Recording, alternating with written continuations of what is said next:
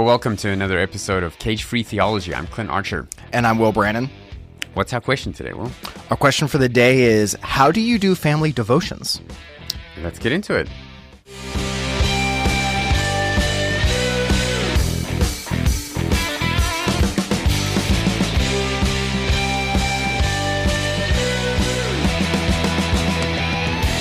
So I'm very excited to talk to you about this because one of the first times that I came here, I stayed with you all. I was in the Archer home, and I remember sitting with you as you led your family and family devotions. Yes, I still have this remember. And I remember thinking, like, this is a godly dude who's like leading his family in the fear and admonition of the Lord. So I'm very excited to talk to you about this and to see what it looks like now and how it's shifted over time. But let's start with when we talk about family devotions. When everyone hears the word devotion, they, of course, their mind usually goes like a quiet time with God. Right. So when we talk about a family devotion, what do we mean by that? I mean, it's just having some time of Bible intake, prayer, spiritual discussion with your family, just together as a family. I mean, maybe we should even take a step back and say, where does this concept of the quiet time come from? Because it's like when I first got saved, people in our church used to talk about their QT. And QT. Quiet time. Yeah, sure. You got to have your quiet time. And when I first started hearing it, who's this cutie everyone keeps talking about, you know? And then I was like, oh, QT, quiet time. And then it was all about like, you have to have it in the morning. And I really struggle with that because at that stage, as a college student, I got saved when I was in college. My whole circadian rhythm was like reversed. And I went to bed extremely late and woke up all groggy. So trying to do it in the morning just didn't work for me. So I started having my QT in the evenings. That was very frowned upon in our circles. Yeah, I've run into that too. Yeah, but I mean, I think it's just something that Christians over the centuries have realized. Like, you need to get alone with God daily. When Jesus taught us to pray, he said, "Pray for your daily bread." I think that assumes something. Yeah, and I think it's good, not just personally, but to have intentional times in your family, with your home, where you just intentionally focus on the Lord and focus on the glory of God. So that's really what we're talking about. And I think we should also offset when we say family devotions. Most people, when they hear the word family here, what they're automatically going to think of is parents and children. Right. And we're going to talk a lot about that. But if we're talking about a family, this could apply to husbands and wives together, whoever is in your home, whoever is your household. We're kind of talking about what does that look like to have devotions or family worship, it sometimes is called, together. Yeah. So biblically, why? Do we see this in Scripture? What is the motivation or the biblical foundation for why we would say this is a good practice to put in place in our homes? I mean, I think all the verses that just talk about any individual benefiting from the Word of God and prayer and edification and encouragement and all of those things that you get from church, I think it's just natural to also apply that to your family. I'm thinking of the verse in in 1 Peter 3 that talks about, a husband. Ephesians 5. Ephesians 5. Husbands, love your wives as Christ loved the church and gave himself up for her. And then it says, washing her with the water of the word. Yeah. And so there's a sense in which the husband has a responsibility to sanctify his wife using the Bible. Washing her with the water of the word is the metaphor that he uses. And there's a kind of a trickle-down effect there that it's the husband's responsibility to do that with the children as well. He's the head of the home, the spiritual head, and so he needs to lead somehow. Yeah, I think that verse in Ephesians 5:26 is particularly helpful in this regard, because how the LSB has it says, as he sanctifies her, washing her in the water of the word. So if that's a command from the Lord, if somebody asks me, how are you sanctifying your wife and washing her in the word? I should be able to have an answer to that. It shouldn't just be, I don't know. Like, it's something that God desires us to do as husbands or as fathers, as a reflection of Christ's love for the church. Yeah, and there's going to be a spectrum of formality there. Like, in a very informal sense, anytime my wife and I are talking about a topic and I bring to the Bible to bear on that topic in any way, I think that's qualifying as doing that. And then that goes to more formal, and some families have quite formal devotions. Maybe I can just mention one that I looked up today, Jonathan Edwards. Yes, yeah. Jonathan and Sarah Edwards, from the 1700s. They had 11 children, born roughly every 2 years from 1728 to 1750. So that's kind of where it is. And he considered his family a little church, is what he called it, consecrated to Christ. That language is very common in the Puritans. Yeah. Little church, your first diocese, or those types of things, his daily practice, this was every day, morning family prayers by candlelight in winter. They would wake up before dawn. The entire household, including servants, was roused before dawn for Bible reading. A chapter was read aloud by Edwards himself, and then prayer for the day's blessing. And he quizzed the children on scripture with questions suited to their ages. That was in the morning. Morning session. And then they would have at every meal breakfast, because that was like way before breakfast. Then it's breakfast, lunch, and supper. They would have prayer and spiritual conversation. And then in the evening, before bedtime, he would set aside an hour each evening to give his family full attention, talking with the children, hearing their lessons, praying with them. And after the children were in bed, then he and his wife would spend a quiet time together in devotions. So I must say, I don't do that. To that extreme. Right, to that extent. But our habits have kind of changed in different seasons in life. Yeah, I think it's interesting to look at how different believers through history, and especially in the Puritan era, thought about and how they did family worship. They viewed it as a duty. This wasn't a kind of optional thing. And this isn't a Puritan, but getting into, like Bible reading plans. You have Bible reading plans through history that are focused on here's your reading for you and here's your reading for your family. I think the Robert Murray McCheyne plan is built in that way. And I also, you mentioned Edwards. I came across this quote from Spurgeon. It's a little bit lengthy, but I think it's reading. So this is him commenting on the Puritans and the importance of family worship or family devotions.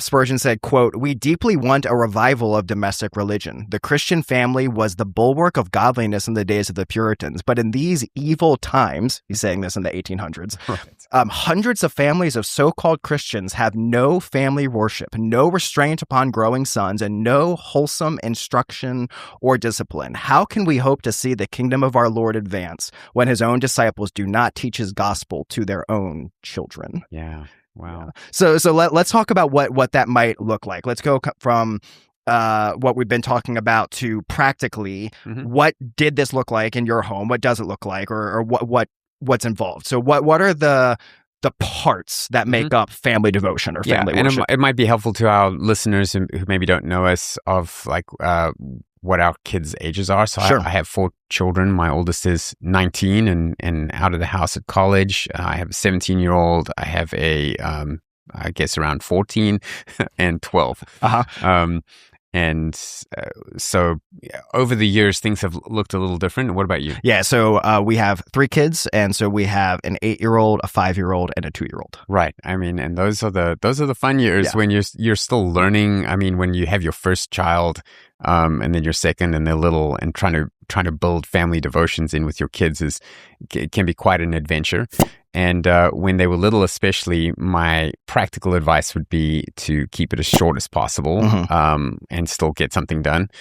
And personally, I always just wanted it to be a fun time, not a drudgery. That was something also that Spurgeon said as well, that it should be cheerful and joyful and not a drudgery. It shouldn't be your kids rolling their eyes again. But starting young, even very young, has the bonus effect of just building in the habit. Yes. So that for the rest of their lives, it's normal. So what we would do when they were little is we would build it into the routine. And my wife was very helpful with that, so that to help it be consistent, it was you eat first, then you get all dirty, then you go and bath. And then when you're in your little PJs... You're doing this dinner. Like in the evening we would time. do it in the evening okay, time. Yeah, we always did it in the evening time. We would do it once a day in the evening. I mean, I'd pray for them as slackers. I know. Edwards would say. Right. Do you love your children? Right. I mean, I'd pray with them other Only times. once a day. Well, and then we would so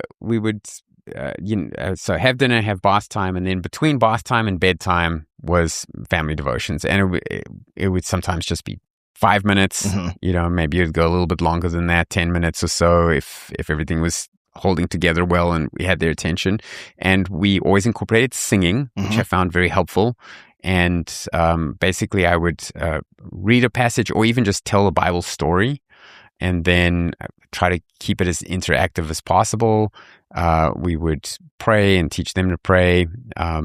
As the kids got a little bit older, sometimes it would crop up that one of them might not want to pray. And at first we would be patient with that and be like, okay, well, maybe tomorrow. And then if it was a while in a row that they didn't want to pray, we would actually instruct them. No, you need to. This is a discipline. You need to do this, even if it's just one line. Sometimes, at that age, the kids aren't saved yet. So it's more of just teaching them the discipline and teaching them that they are going to need the Lord. So I understand if there's a bit of stubbornness there or whatever, but you also don't want to be like, okay, well, we're all going to pray and you're just going to sit there and sulk. Like, we wouldn't let that happen either. Yeah. What about you? So, yeah, I think for the three main parts that we have right now in our kind of season and rhythm as a family is we do it the exact same time that you do, actually. So we have dinner, kids get ready for bed, clean up, and then before they go to bed, we call it family Bible time. And so it involves some sort of Bible reading or Bible lesson, prayer, and then singing. So for the Bible reading, that shifts as our kids have kind of gotten in different age groups, but usually I'm reading some sort of kids' Bible story. And then as we read it, I'm asking questions, interacting with them. I think on that piece in particular, I would second what you said about this is not drudgery. This is fun. So like with our kids, the season of life that they're in, when we do the Bible story, I'm not just asking questions depending on the scene. Like we're acting it out. Like if it's David and Goliath, one of them is the giant. They get knocked over by the other one. Right. If it's like Joshua and Jericho, they're walking around our bed having fun. Like we're engaging. We're laughing. Not all the time. Sometimes it's just chaos, but we're trying to have like that fun. We look forward to doing this as a family. So we do a Bible lesson, then we pray together. I've very much enjoyed that piece in particular because I've noticed that's not just a way to teach your children how to pray as they listen to you pray, but a way to help them learn how to pray. Right. So especially early on, you get like, well, I don't know what to say. I don't want to. It's like, well, here's how you pray. And then you're kind of walking through the step by step. And then our third piece is singing. Do you ever do singing in your family time? I don't remember if you mentioned that or not. When the kids were smaller. Yeah, we don't really do that now. Yeah. We use the right now the Sing hymnal that's put out by the Gettys that has very easy songs, popular songs, and just a tip if your kids are younger and you're trying to get them more and more incorporated into the worship gathering, if you can know what songs your church sings or what song they're going to sing. So for example, our church always sends out the bulletin ahead of time so you can see the songs. Often we sing the songs in our family worship time that we're going to sing in church. Yeah. It's just a way to help our kids learn and to be more and more engaged with the worship gathering as well. Yeah. And we like to have music in our home. And we get the, you don't want to say the name out loud because it's going to activate it in people's homes, but that little thing that you talk to by name. You know what Clint is talking about. This thing. Her name is Alexa. Tell it to play, and we'll play hymns and that. And, my wife being in the band as well, and my son being in the band, they'll sometimes, jam together, and then the others come in, and that's always a fun time. But yeah, I really think, especially if a family hasn't done this before and they want to start, I would really emphasize, like, don't try to make it overly formal and rigid. And this is something we have to do, and you're going to do it, but rather this is something we get to do, and it's fun. And we would allow rabbit trails if there's a question. Sometimes they come up with really good questions that wasn't the Bible lesson. I'm like, we'll just do the Bible lesson tomorrow then. We'll go with whatever you're talking about. Now that they're a bit older, something we found that's helpful, they're all in school. So when we have a meal together, we'll do something like a rose and a thorn. So rose and a thorn means like, what was one highlight from your day and what was one low light? What was one good thing that happened, one bad thing? And then whatever comes up from that, we'll try to turn that into a conversation about, well, what would have been a better way for you to handle that? Or do you need prayer about that? Or what can we learn from that? And it's just a way of generating conversation that isn't just, banal conversational gossip or something like that. And then the other thing is, at the very least, like if we're in a rushed space, what we'll do is we'll pull out the proverb of the day. So, there's 31 days in a month and 31 chapters. So whatever the day is, we flip to that chapter, and I'll read Proverbs, and we'll kind of stop and I'll say, what do you think that means? Because some of the Proverbs are like pretty weird when you first read them. Like, sure. What does that mean? And then they'll kind of give their 2 cents, and I'll tell them what it actually does mean, or whatever. And then think of like, what is this? How does this apply in our life? How would this apply at school? What does this say about your friends, or whatever it is? And just the Proverbs, if you don't know where to start, I would recommend the Proverbs because they're so practical and it's really helping teach as well and brings up conversation. So what else have you read, especially as like your kids have transitioned out of like the kid stage, more like teenage years? You've done Proverbs. Have you done other like books of the Bible? Are you reading just like one chapter at a time, going through books? How else are you choosing to read or what to focus on in your family? Well, when they were time? Little, we actually used a variety of children's books. The Big Picture storybook, I remember, was a big hit. And then there's one by, was it Susan Martin Lloyd-Jones? I think. The Jesus. What's it called? Do you remember? What it's called? I can picture the cover. Me too. I've read it. I don't know how many times, but yeah. Right, there you go. Yeah. Anyway, there's some of those that we would kind of cycle through when they were little, and then let me plug in here. These were. I'm gonna take a shot at your age. Uh-oh. These were not around when your kids were young, but now there's a company called Lithos. Okay. Lithos. Lithos. They. I've read a lot of children's resources. I try to look at stuff so I can know what to recommend to people at our church. Yeah. And in my opinion, they are producing the best resources for kids like that are in, say, like a 10 years old and younger. So they have the Old and New Testament. They have multiple books on Pilgrim's Progress. Okay. They have anything that they produce is super high quality and highly recommended for younger kids. Okay. Yep. Well, that reminds me, we did work through Pilgrim's Progress. Yep. And my kids all loved that. They love Pilgrim's Progress. They love those children's books. And then catechisms as well. Like there was a stage where we worked through, various catechisms that you can just get from the internet for free. My favorite of those is the Heidelberg Catechism. It's just very beautifully written and everything's phrased very beautifully. And now it's more like Bible. Now, remember, because I'm a preacher, and my kids go to our church, they're hearing, a sermon from me on Sunday morning, a sermon from me on Sunday evening. They're getting a sermon on Wednesday. They're getting a sermon at Sunday school. Youth. So they're getting a lot of Bible intake. So a lot of what we now do as a family is just talk through issues of life and try to bring verses to bear on that. They don't need another lesson from me. Sure. So, when did you start? So go back. You have 4 kids now. What was the process of you starting to do family worship, either with your wife before you had kids or right after you had your first child?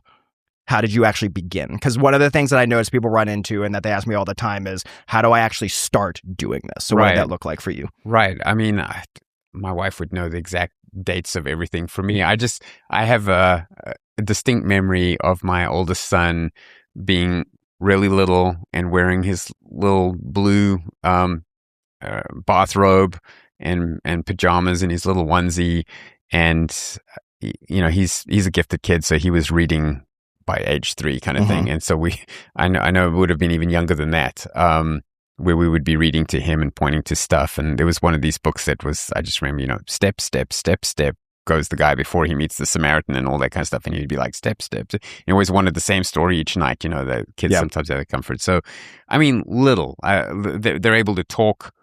They're able to sit still for a couple of minutes at a time.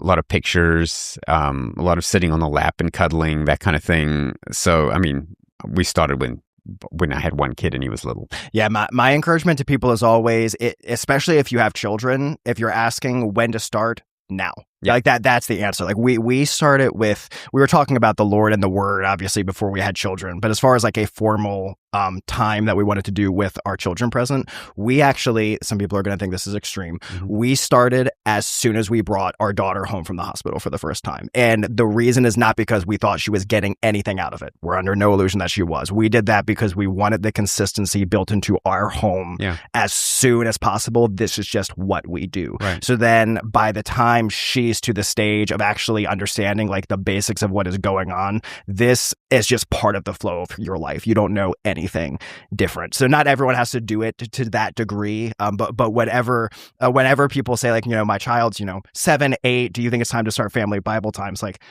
years ago. Start. We'll start at day 3. Well, we started in the womb. I mean, if we're talking about that, we would play hymns to him when he was still in the womb. There you go. No, so the other thing I just wanted to mention is that I found it, and the confession time here, I found it difficult to be consistent in my own life with family devotions. And there was a stage where my wife, I feel like, was feeling a bit burdened and frustrated that she was the one that had to constantly remind us, hey, remember, we got to do this now. We got to do this now. Early in my ministry as well, most nights of the week I was out doing ministry. I was counseling couples or teaching a class or something like that. So our schedules it just would fall out of consistency. And what I found helpful is, firstly, telling her I don't consider it nagging when you remind me to do it. Like, I want you to remind me to do it. Like, just free her up to do that, because she felt like I don't want to have to nag him. He should be doing it. But then we'd go like a few days without doing it. It's like, then she would get frustrated. Why am I not initiating it? And so I felt like that was helpful for the whole family when I said to her, please, like, just you build it into our routine. Tell me when to do it and remind me to do it, and I'll do it, And it even got to the point where she was like, I found this book. This is what I'd like us to work through. Here it is. We're on chapter 2. You were gone the last 2 nights, but now we're on this chapter or whatever. And I'd be like, great, thank you. So I think because in talking to other families, I've often bumped into that thing of like, well, the husband should be leading and he's not. Well, that's true, but he needs help. That's what Genesis 2 says. That's why men need women to be their wives, because they need help. And so I feel like I'm being humble enough to say this is a weakness in my consistency, and I need help. And my wife's really strong in that area, and so it works out well for us. Yeah. I would say make sure that's a both and. Yeah, because the other side of that is reminders are one thing, but I would encourage husbands, view this as a way that you can care spiritually for your home. Like, take the lead, take initiative, and like having a reminder. We have the same thing in our home. I've also seen some husbands functionally like step out of this, and it's like, well, this is what my wife does. She no, like, you be involved. You want to, because a major part of this isn't just the discipline of it. It's your kids observing you talk about the Lord. So whatever that looks like, be involved, take initiative. What other practical tips would you give? Tips about, when they're younger, how to transition as they get older, maybe talk about how you discipled and cared for your kids outside of like a formal structured time. Just anything you want to say on family devotions, family worship. Maybe just another thing when it comes to prayer time, what we would do is we'd be sitting in the living room, for example, or around the dinner table, wherever it is, and we just say, okay, pray for the person on your right, And so we kind of go around in a little circle and just say what it is that we would like prayer for, and then whatever they offer, if it's not what they should be asking about, I can shepherd them in that moment. Like, let's phrase it a little bit different. Let's put it like this. And then each person just remember the one prayer request for the person to your right and pray for them. If there was ever tension between two siblings, we would make sure they're sitting there and that they get to pray for each other and that type of thing. And then during the Deuteronomy 6 talks about it's in your rising up and you're sitting down, and in your going, be teaching these things to your children. And so, especially when we're in the car, just things that come up, topics that come up, we would sometimes listen to audiobooks in the car. We listen to Pilgrim's Progress audiobook in the car, talking about those types of things. Just whenever you can, try to draw the conversation towards spiritual things, and it becomes more and more normal in your house to do that. Yeah, I think that's very helpful, because when we're talking about family devotions, we're not just talking about this is the only time you're talking to your kids about the Lord. Like, you want this kind of folded throughout if you're having meals together, or if you mentioned driving in the car, like redeeming those moments. So I think that's helpful counsel. And also, like you mentioned, when you came over, when we have house guests, if they're we still do family devotions with them. We include them, and they can pray if they want to. If they don't have to. But I think that's also just it should be so part of your life that it's not something that you put on hold while you have house guests, for example. One other encouragement I would give couples that are trying to do this with their kids that are on the younger side. So again, I'm coming from 8, 5, 2. I would just encourage parents with just embrace the chaos. If you have an image in your mind of like, oh, every other family, they have 3 to 4 kids and their kids sit all in a line and they listen. No, like that's not how it works. So just something I've noticed can be a discouragement to parents is they start trying to do family devotions, and then it really at first does not work. It's a struggle, even if they try to keep it short. Their kids aren't used to it. And then then they stop doing it for a while. And I would just encourage parents, like, persevere, find ways to make it fun, keep it short, but also think of it kind of like working out. Like, if you don't work out, then you work out. You know how you have that the next day you feel awful, and then you don't want to work out again, and then 3 months later you work out, then you feel awful. Like, you've just got to kind of go through the growing pain. So I just want to encourage parents with, if there's chaos, yes, like that is how it is. And you hang in there, and you'll see fruit from this later in life. You know, there's really no greater joy than walking into your kid's room and see that he's having a quiet time by himself that you didn't even tell him to do. You know, me being, you know, a bit of a Bible connoisseur, I make sure my kids will have nice Bibles, you know, and teach them to look after them and teach them how to write notes in it and underline, and because they've said to me, like, I see your Bible's full of underlining. What should I underline? And so it's just a precious moment of discipling them and giving them a Bible that's going to be with them, you know, for many years of their life. Yeah. I'll give a little sweet story on this just to show what you're talking about and enjoying just the Lord's kindness in the lives of our kids. Recently, my daughter's my 8-year-old, she has started asking to, like, read the Bible with me. So once a week, we're reading through the Gospel of John together. And I noticed I did not tell her to do this. I didn't give her instruction on this, but she wanted to get colored pencils. And as we read, mark up her Bible. Yeah. And she was just noting, like, words that are repeated or things. And that I did not teach her to do that. I'm just kind of giving a practical example of, our kids are watching, just like you said, like trying to learn, okay, how does dad do it? What does this look like? And then they emulate, they mimic. And that is a precious gift from the Lord to see in the lives of our kids. So, okay, anything else on family worship, family devotions, how we should be convicted by the Puritans and Jonathan Edwards? Anything else you would add in here? I'm going to go home tonight and have my third quiet time. 1 hour of prayer. Right. All right. That does it for this episode of Cage-Free Theology.